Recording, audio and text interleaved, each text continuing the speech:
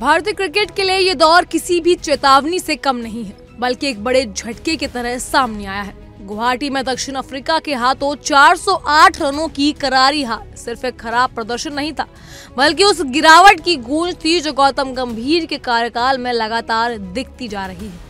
एक समय था जब भारतीय टीम घर में अजय मानी जाती थी। विदेशी टीमों के लिए यहां आकर जीत पाना लगभग असंभव सा लगता था, लेकिन आज हालात उल्टे हैं। अब हर हार इतिहास में पहली बार और अब तक का सबसे बड़ा जैसे टैग लेकर आ रही है। जी हाँ, और यही बात भारतीय क्रिकेट फैंस को सबसे ज्यादा परेशान कर रही है।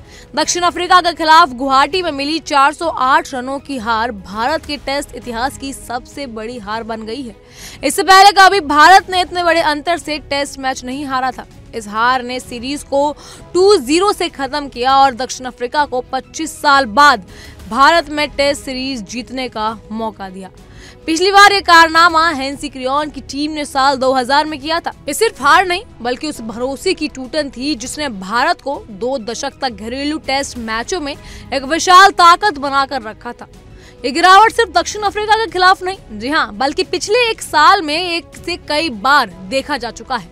2024 अक्टूबर में न्यूजीलैंड ने भारत को 3-0 से हराकर वो कर दिखाया जो पहले कभी नहीं हुआ था। भारत को अपने ही घर में 3 टेस्ट मैचों की सीरीज में पहली बार क्लीन स्वाइप का सामना करना पड़ा। उसी सीरीज में बेंगलुरु में भारतीय टीम महज 46 रन पर ऑल आउट हो गई, जो घरेलू पिच पर भारत का सबसे कम स्कोर है।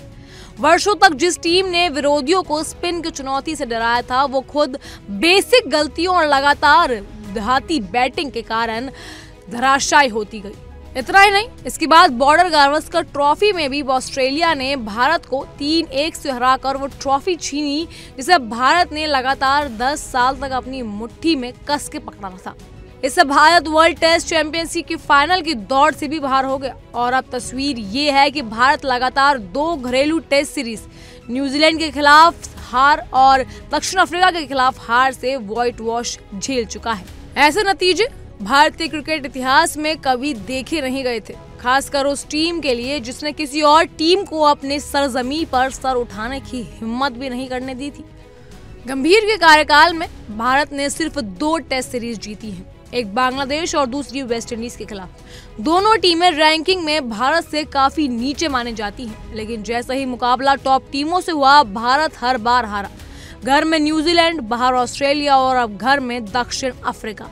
ये पैटर्न दिखाता है कि भारत मजबूत टीमों के खिलाफ लगातार पिछड़ता जा रहा है और ये किसी एक मैच का असर नहीं, बल्कि पूरे सिस्टम की गिरावट का संकेत है। सफेद गेंद के क्रिकेट में भी हालात बेहतर नहीं रहे। गंभीर के पहले बड़े व्हाइट बॉल असाइनमेंट में श्रीलंका ने भारत को 2-0 से हराकर 27 साल बाद पहली बार भारत के खिलाफ वनडे सीरीज जीती।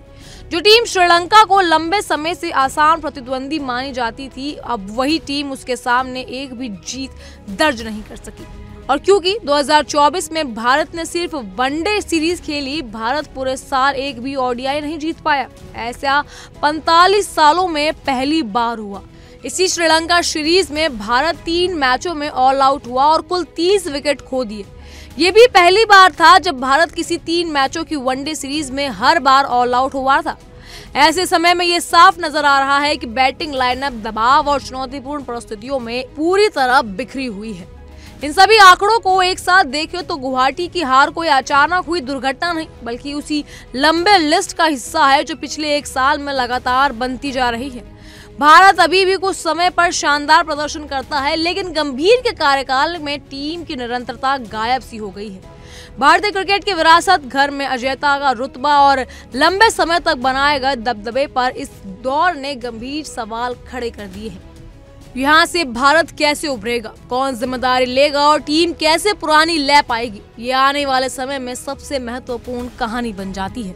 बहरहाल इन सब पर आपकी क्या राय है, हमें कमेंट सेक्शन के जरिए जरूर बताइएगा। फिलहाल के लिए इतना ही। तमाम खबरों के लिए फॉलो कीजिए इंडिया टेलीकॉम।